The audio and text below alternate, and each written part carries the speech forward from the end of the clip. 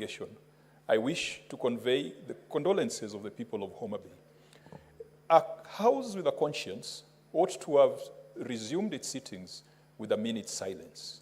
Mr. Speaker, I'm a parent of a child in that demographic. My son turned 12 years old. And I would really tremble to think that I would send my son to school, to a boarding school, to pick up skills and to relate with other children, only for him to come back in a body bag.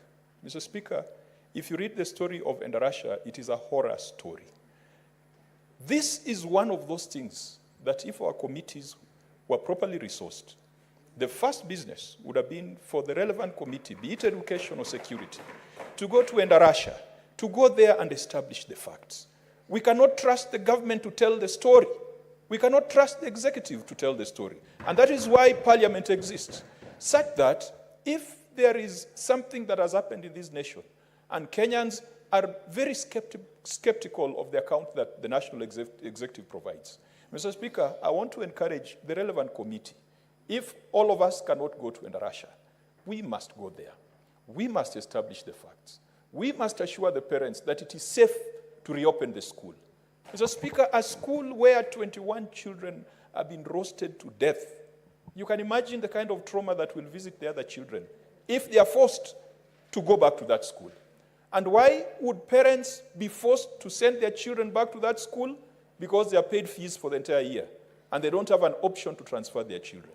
Mr. Speaker, we need to be empathetic, and Endarasha Hillside Academy summarizes the state of education in this country, that it doesn't matter, children can die as long as you don't touch the mountain.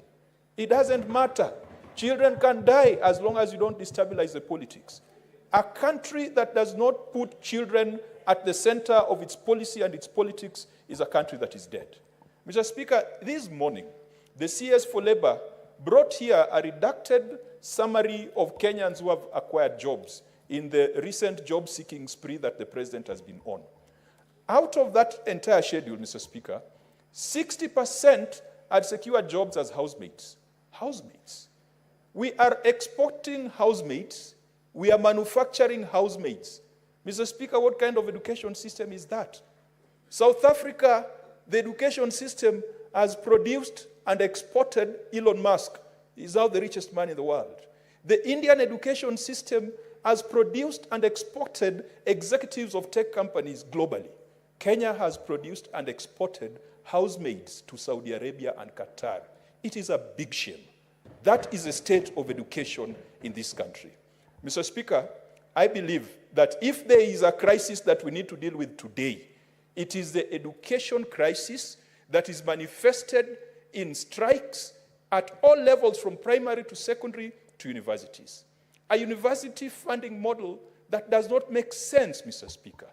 Mr. Speaker, as I conclude on the issue of the state of healthcare, as raised by Senator Mwaruma, Senator Mwaruma